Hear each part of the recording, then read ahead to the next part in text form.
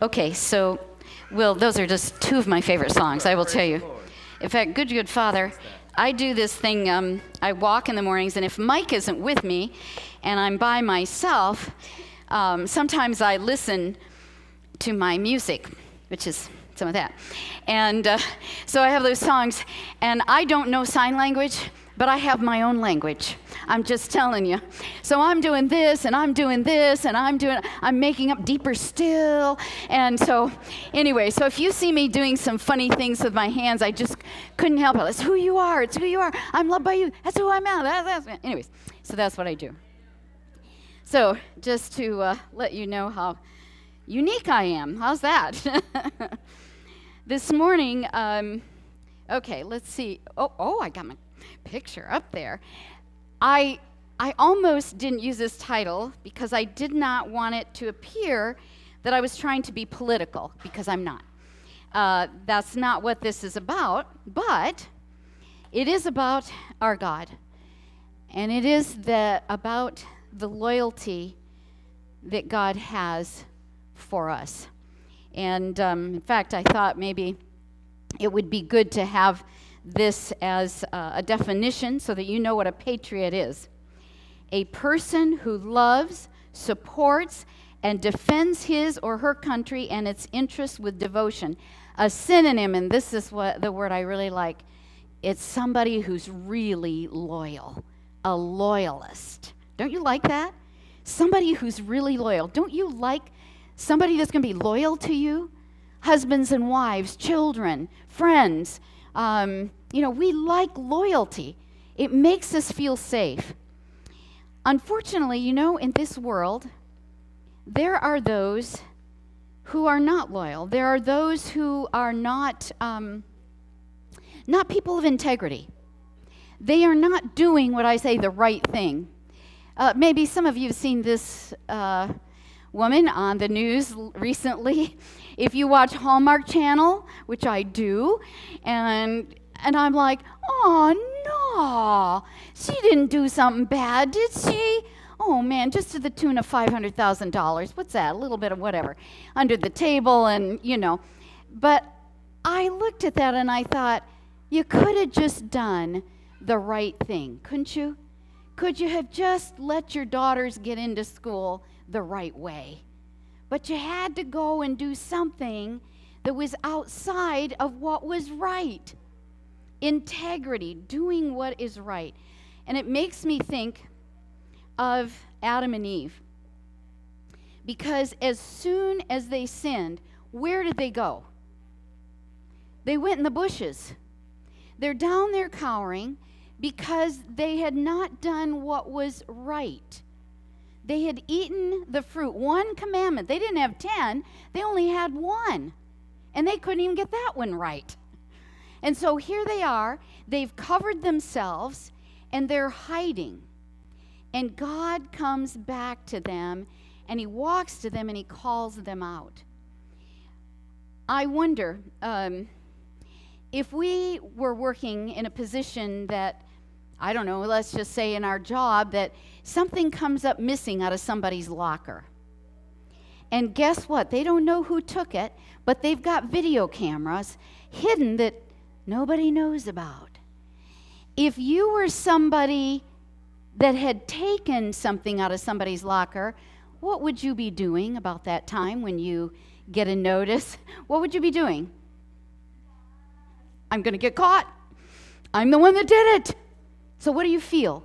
Guilt, shame, fear, not knowing what was going to happen. I'm going to get hauled off to jail. I'm going to have consequences to what I did. Now, if you were somebody at work that did not take something, you never went near that locker, how do you feel? Great. That's it. It doesn't matter. You feel good because you don't have to fear. You've done the right thing. You've been loyal to the company, to the people around you. You've done the right thing.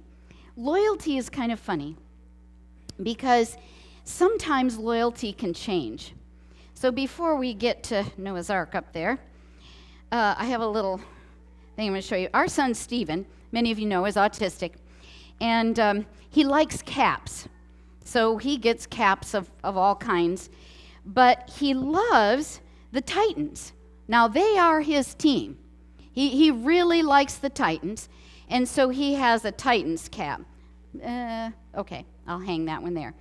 But the problem is he has a friend, and I can't think who it is right now, who loves the Atlanta Falcons. So guess what? He loves the Atlanta Falcons too. So he cheers for them. So, it doesn't matter. Now, if he loves football, even above and beyond that, he loves the Preds. We have every game of theirs on our DVR, and I have to I said, Stephen, you can't watch all of them. I mean, we got 30 games, It's like, no, we have no room on our DVR for anything else. So he loves the Preds. When we first took him to the first Preds game, because of Stephen's autism, very sensitive to sound. And so, of course, that's one of the loudest places you could go. Anyways, I found out because I wasn't exposed to that either until just since we moved here. But anyways, we took Stephen, and the whole entire time, he has his hands over his ears, and he's crying, I want to go home, I want to go home. I felt so guilty as a mother. But you know what? We kept taking him back. And guess what? I guess I didn't feel that guilty, did I? Well, we had season tickets. We had to go, so. Poor kid, couldn't help it. So we had to go, and now, if you were to go with him, he and Mike went, I don't know, a while back, just recently. I do not sit by my son because he is so loud. He has a very loud voice, and he's hollering, and he's yelling, and he's cheering him on, except that maybe if the Penguins are there, and I can't remember where they're from, somebody can tell me. Pittsburgh. Okay, thank you. 2 P's. Pittsburgh Penguins. And I don't know why he likes them either. But somebody likes them, and so he likes the Penguins. So if they're playing the Preds and Mike's at the game, he's like, no, because Stephen will cheer both sides. Yay! Yay! Yay! And so anyways, so there you go. There's the loyalty, right? That's there because he can change sides in a moment. Jerry Russell, who used to live here, is the New England Patriots, and I couldn't find that hat. I'm sure he's got one of those too. Jerry Russell, the New England Patriots, so I like the Patriots, and so please don't share any more teams with him.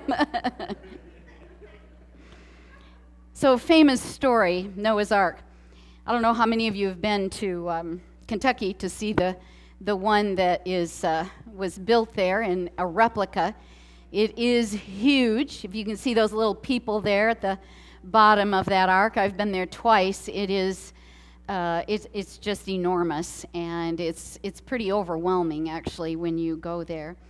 The story of Noah is probably one of the most pivotal in the Bible. There are 3 great acts of God: creation, the flood, and the Exodus. Those are 3 places where God moved and worked in the most powerful way that we have in the Old Testament. And so to study about the flood, I'd never taken as an extensive look as I did this week. And we're not going to get through all that I have, so I'm going to have to pick and choose and give you a little bit of some of the story, and some will be familiar to you. When you start in chapter 6, the thing that we see with God is that he looks on the earth and on the people that he has loved and created, and he says this about them: the Lord saw how great man's wickedness on the earth had become, and that every inclination, you know what an inclination is? I want to do that. I got to do that. I got to have that. I want that Frosty. I want that donut or whatever. That inclination. Every inclination of the thoughts of his heart. Now, this is man. This is everybody. This is everybody out there. That every, do you see the language that's being used here? These are not, some, or maybe a few, or the majority, or the minority, or the whatever. This is every inclination of the thoughts of his heart was evil when? Do you know what that said? What does it say? All the time, continually. And I have to look at that and I think, man, how could that be? I've discovered something. I wasn't catching on except when I looked at the news and it'd say somebody tweeted this and they had all these responses and the trolls, they called them the trolls. And I'm like, what? Trolls are those little dolls I had in the 60s, was it? With the hair that came out of the top, whatever. And, so I'm like, what are those things? Well, there's actually now, if you look up the definition, the first definition is people who troll the Twitter world and the Instagram world looking how they can destroy somebody because of what they have put out there on Twitter. Basically, they're shaming them. Whatever they can say that's degrading and whatever, they're going to put it out there because they saw your Twitter or their Instagram, they didn't like it, and they're going to get you. And I'm thinking, somebody spends their time doing this all the time? Because that's what they do. They've got to see every Twitter. That's what this is like. Evil continually, never stopping. And so now God says, my heart, and I want you to hear this, the Lord, this is verse 6 in chapter 6, if you have your Bibles, says, the Lord was grieved that he had made man on earth, and his heart was filled with pain. Now, I'm going to see if I can say this word, anthropomorphism. There we go, I said it. And now you're going to go, what is that? What that is the pictures we have of God of human characteristics. God has a heart. He has a heart. And here, he says, my heart is grieved. Do you know what that really means? He was broken-hearted. I want you to see the picture of God here. He wasn't vindictive. He wasn't saying, I'm going to wipe those guys out because that's all they can do is all this evil stuff. He was broken-hearted. He had to move in a way that he did not want to do. I don't think, when I read these words, I don't see God up there going, yay, I'm going to just flood the world and get rid of these evil people. He was heartbroken. He has grieved in his heart, and the NIV says his heart was filled with pain. What a sorrow that must have been to God. And he looked over the earth, and he finds Noah. And it says that Noah found favor in the eyes of the Lord. Why did he find favor? Because it calls him upright and just and righteous. Now, I wish that I could feel like somebody could call me that. But I know in here where my heart's at. And I know those places in my heart that are not upright, that are not just, that are not righteous. But this is what Noah is described as. I want to meet Noah, by the way. I want to know how he built the ark. That's what I want to know. But I want to meet this man that out of all of the people on the earth, he was the only one that was righteous, that God could trust to build a boat that was going to save humanity so that God could start over again. There's language in here of recreation all over the place. When they come out of the ark, God says, I want you to multiply the earth, work in the earth. Do what I told Adam and Eve to do. You got to start over. Now, the other thing that's interesting to me is that several times, verse 22 in chapter 6, verse 5 in chapter 7, verse 9 in chapter 7, verse 16 in chapter 7, talks about Noah doing all that God commanded him. You see, he really was, where'd my Pred's hat go? He really was loyal. He had integrity. He was the one that this says, by faith, Noah, he did what God asked him to do. And you don't hear any complaining, do you? He doesn't say, Lord, I'm just, number one, you're telling me something's going to happen, it's never happened. I'm going to get mocked. I'm going to be yelled at. They might even try to stone me. I don't know. Why are you telling me to do this? This is the most ridiculous thing I've ever heard in the world. Did he say that? No, he did it. He did what God commanded him. He did the right thing. Now, when I think about all of his family and Noah going into the ark, it's stories like these, isn't it? You want more. Don't you want a little more information? What were they thinking? What were they feeling? Because there were people out there that were jeering at them, laughing at them. You guys are nuts. You're going to go in that big boat and you're going to sit there the rest of your life. You're going to rot in there with those stinking animals, Look at that. You're just going to sit there. You're going to be pounding on that door trying to get out of there. Yep. Is it, let me ask you this. Maybe I should ask a different way. It's hard to be laughed at, isn't it? It's hard when people mock you or make fun of you.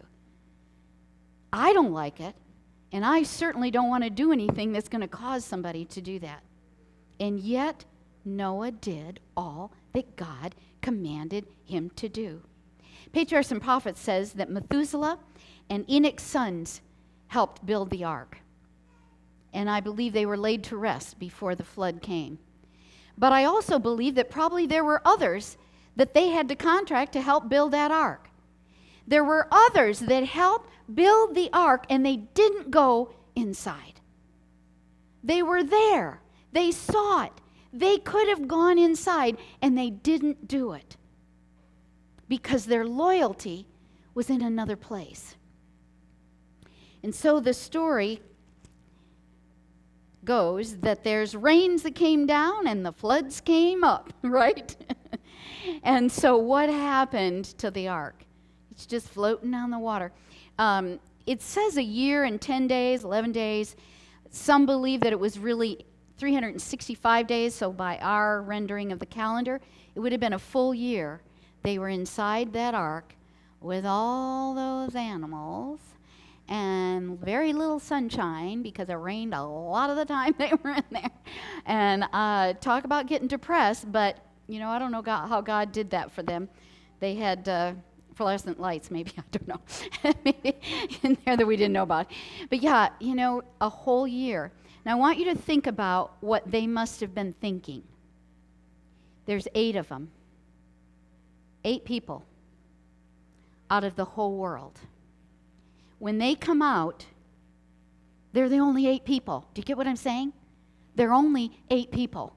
I kept thinking, that's kind of like a Hollywood movie. You see some of those movies like, we're the only 2 in New York City. New York City's been destroyed, and we gotta get rid of the aliens. Or, the aliens are destroying the world, and we're the only ones left, and we've got to, that's, in a sense, that's what it was. They were the only ones in the entire world. And God had turned that world inside out. Patriarchs and Prophets says that rocks, boulders so large they were almost the size of a mountain, shot out of the earth and landed in different places and on top of other mountains. That's how tumultuous it was. And it also speaks there of the angels of strength that held that ark in amongst all the water that was going around and around and around them. But that ark survived, and so did the 8 people. Chapter 8 says, "But God remembered Noah and all the wild animals and the livestock." I kind of think in here, I'm wondering if Noah thought maybe he'd forgotten them. I don't know about you, but a whole year with the same 7 people every day. Nobody else you can go find to talk to. It's the same 7 people, and you've been through all of them, telling them all your stuff for, like, okay, I don't have anybody else to go to. But God remembered them. He had not forgotten them. He had them in the palm of his hand, and it says that the waters receded because God sent a wind over the earth. And then it says that now the springs of the deep and the floodgates of the heavens had been closed. The rain had stopped falling from the sky. The water receded steadily from the earth. And at the end of the 150 days, the water had gone down. And on the 17th day of the 7th month, the ark came to rest. Remember that word. Don't forget that word. Rest on the mountains of Ararat. The waters continued to recede until the 10th month, and on the first day of the 10th month, the tops of the mountains became visible, and Noah does something. He goes to the top of the ark, and he uncovers it. Now, they must have had a little ladder. I don't know if they had a deck out there, but he could look out, and it says that Noah opened the window he had made in the ark, and he sent out a raven. Now, a raven is a predator bird. It's going to eat junk. And some commentaries say that maybe it was skimming the water because of all the stuff that was from all the churning and all of the water that had come from everywhere and all of the dead stuff that was there still floating around. And so the raven, it says, it's interesting, take note. It says the raven kept flying back and forth until the water had dried up from the earth. And then he disappeared. He never landed any place. He never came back to the ark unless he landed on top of the ark. But no one ever saw him, really. You just saw him flying around out there with junk in his beak, probably. He never came back. And so then, now, Noah says that he sent out a dove. A dove. What is a dove? What's a dove represent? The Holy Spirit. And a dove is pure, isn't it? A dove is pure white. It's beautiful. It's humble. It's a simple bird. And he sends it out. Now, I want you to hear something really special here. He sent it out, and it came back. What does it say? It says, he sent the dove to see if the water had receded from the surface of the ground, but the dove could find no place to set its feet because there was water all over the surface of the earth. So it returned to who? It returned to Noah in the ark. Now watch this picture, because this is the picture of God. Because you see, we're the doves. Now we may not be so pure, but we're the church. We're God's kingdom, by the way. We're the ones that he's the patriot for. And the dove comes back to Noah, and here's how this is what Noah does. It says he reached out his hand and he took the dove. Let's see, I think I've got, okay, we got him. Yep, we're going to come back to that. There he is. There he is. Isn't that the neatest picture? The dove didn't fly through the window. Noah reached out and he grabbed the dove and brought him in, it says, brought it back to himself in the ark. What an amazing picture. And he waited 7 more days, and he sent the dove out again. And it says, and he returned in the evening, and there in its beak, sent out the dove again. When the dove returned, what did he have in his beak? An olive branch. What does the olive branch represent? Who is the branch? It's Jesus. Always look for Jesus. I don't care what story in the Bible you look at. Always look for Jesus, because he's there. And there's Jesus. He's there. And here's a dove with a sweet little olive branch.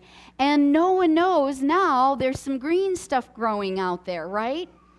And it says he knew that the water had receded from the earth, and he waited 7 more days and sent the dove out again, but this time it did not return to him. Many believe that that was Sabbath after Sabbath after Sabbath. He was in faith on the Sabbath day, the day of rest. He was sending that dove out to see if it was time for them to come out of the ark. And so they come out of the ark. You know, I wonder how it would be if we had been in that ark. How loyal would we be to God? God does something for them here they had never done before. He preserved them in a boat. You know, I think it's kind of interesting that when we see the act of God, he creates, He rescues them from a flood.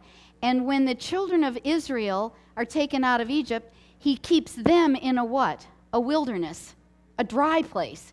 Here's water, and then the next is a dry place.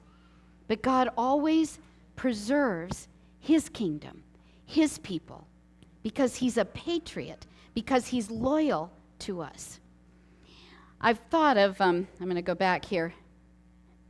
I was talking to the 6th graders. We really weren't talking about Noah and the ark, but I was talking to them about being loyal and about doing the right thing.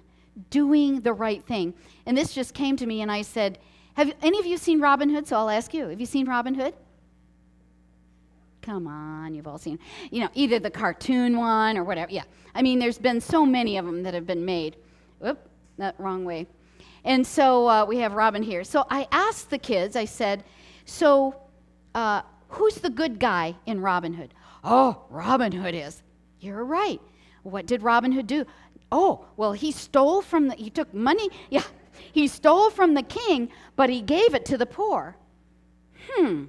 So Robin Hood is a good guy?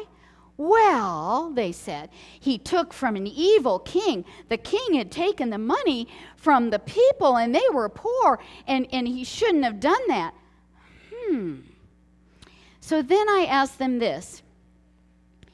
How could you take the story of Robin Hood and make him do the right thing? Make him be loyal to God. How could he do the right thing? Because I said, Jesus talked to the Jews, and then when they had to have money to pay Caesar, right? The taxes. The Jews hated the Romans, and they hated them partly because of all the taxes. And I said, what did Jesus tell the Jews they had to do? One little kid, give to Caesar what is Caesar's, kind of thing. And I said, you're right. He did. He told them they had to give to Caesar, even though Caesar was an evil man.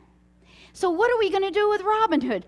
And I had I threw this out. I said, maybe Robin Hood could have gotten his team of men, his little Robin's men or whatever, and they could have prayed. I mean, who knows? They could have prayed. Help us. We need to help money, the poor, whatever. And so finally, one of the students there, hey, I got it. I know what we could do. We could rewrite it.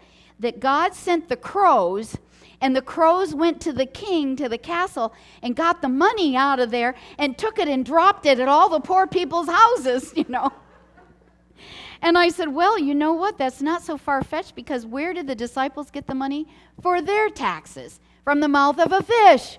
So crows, hey, ravens, I don't care, what God will use. But you got to do the right thing. And so they come out of the ark. And the most amazing thing happens here is that Noah, the first thing he doesn't build a house. He doesn't corral all the animals or make sure he doesn't start tilling the ground and making sure he's got enough food and whatever. He builds an altar. He builds an altar of sacrifice. There's our rainbow. Here's his altar. He builds an altar of sacrifice. And this is so beautiful, because it says that then Noah, verse 20 in chapter 8, built an altar to the Lord, and taking some of all the clean animals and clean birds, he sacrificed burnt offerings on it. PETA would have a fit today, because don't you think they were endangered species? There was only 7. Well, these are all clean. Yeah, there was only 7. And he took some of them and he sacrificed them. Blah, There will be no more lambs if you take too many of them. Or sheep. Don't take them all. That never entered his mind. He sacrificed a burnt offering to God. And here's God's response. The Lord smelled the pleasing aroma and said in his heart, never again will I curse the grounds, in spite of what man is, even though every inclination of his heart is evil from childhood. Because you know what? We still have what's called sin in our hearts too. They weren't perfect after they came out of the ark, were they? I want to tell you about the word here. When it says the Lord smelled the pleasing aroma, sweet aroma, that word is only used with God every time there was a sacrifice. It was a sweet aroma to him. I think I've got a picture maybe of the altar there. You can see. That word sweet is a nuance of the word from the word Noah. Noah's name, now get this was my aha. So I hope you'll hear this today. Noah's name means comfort and rest, peace. And it says that God smelled, see with anthropomorphism, there I can't say it, that he's got a nose. God's got a nose and he can smell. And he smells this sacrifice and it's sweet to him. And you know what that means? It means it was a comfort to God. I want you to think about this. God had grieved, and now Noah is there, Barbara.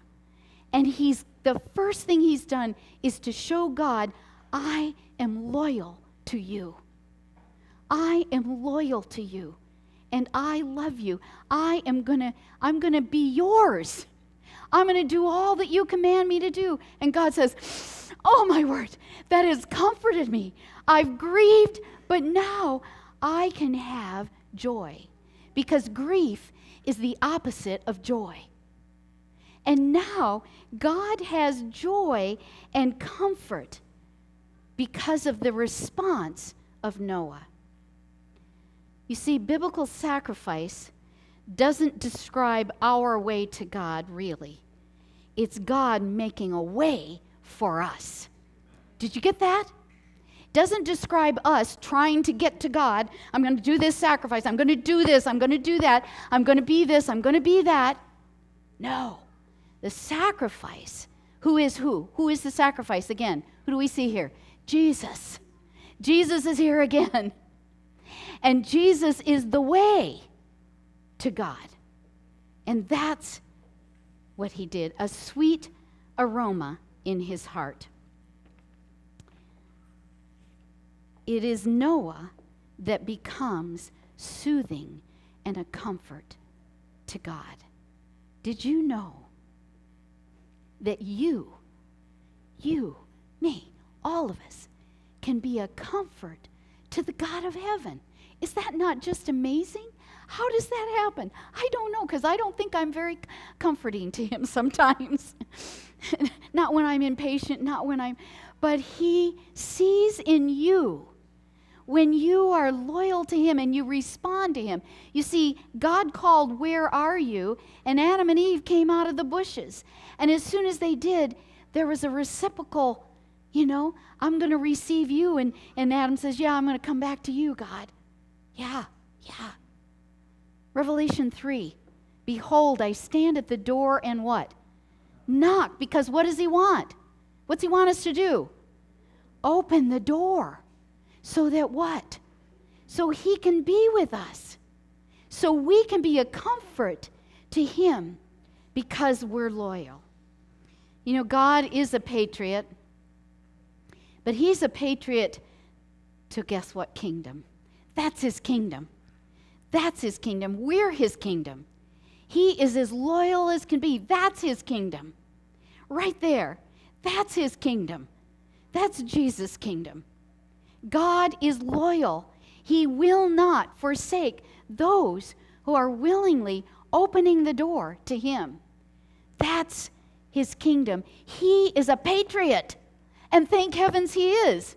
Because guess what? I don't deserve it. And yet, he says, come, follow me. I think that this is one of the questions that we have to ask ourselves. However, when the Son of Man comes, will he find faith on earth? I love it that it says that Noah found what? Grace in the eyes of the Lord. So who did he find? He found Jesus. He found Jesus. There's a story of Alexander the Great. It's a legend. And Alexander the Great was told as he was, how the kings and the generals would have people brought before him because he had to judge them. And they had a soldier that they kind of brought to him, and they threw him in front of Alexander. He was just a young kid. And Alexander looked at him, and he kind of thought, well, he's just a young kid, you know. He was accused of running away. He was a deserter. That's what he was. And the judgment for that was to be killed. You know, you're gone. And he looks at him, and he just, well, he says, what's your name, young man? And the man's just, Alexander, sir. And Alexander kind of, his countenance changes a little bit, and he goes, what? What'd you say your name was? Alexander, sir. And Alexander is livid. He jumps up off of his little throne there and just yells at him, what did you say your name is? Alexander, sir. Change your conduct or change your name. Now, I tell that story not because God is a tyrant, again, or that he's sitting on a throne saying, change your conduct, because what does he want to change? Our hearts. He wants us to be loyal. Mike and I were in Pompeii this summer. It's quite an amazing feat that they have dug out so much there of those people that were buried under that volcano. But there's a story that was told when Mount Vesuvius destroyed that city in AD 79. Many took cover underground, and that became their burial chamber. There were those who tried to climb higher, and they were also unable to escape. But they have found a Roman sentinel at the city gate. He was standing there at the gate with his hands still grasping his weapon, because that's where he'd been placed by his captain.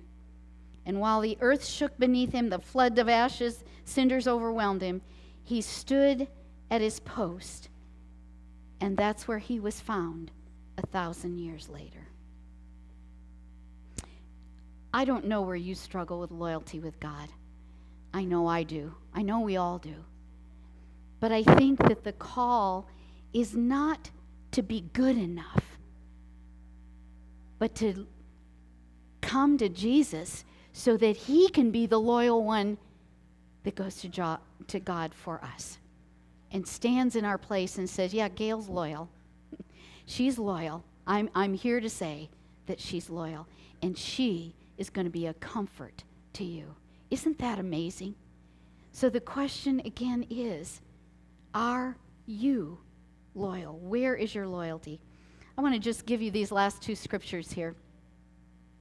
Make sure I've got the, no, that was Jesus. There's Jesus. Don't you like that picture? Sorry, I had to show that. I love this because this is a promise for all of us, because we're not loyal. He says, I pray that out of his glorious riches, he may strengthen you with power through his Spirit in your what? Inner being. And get this. This is really good. This is good for us that are aging.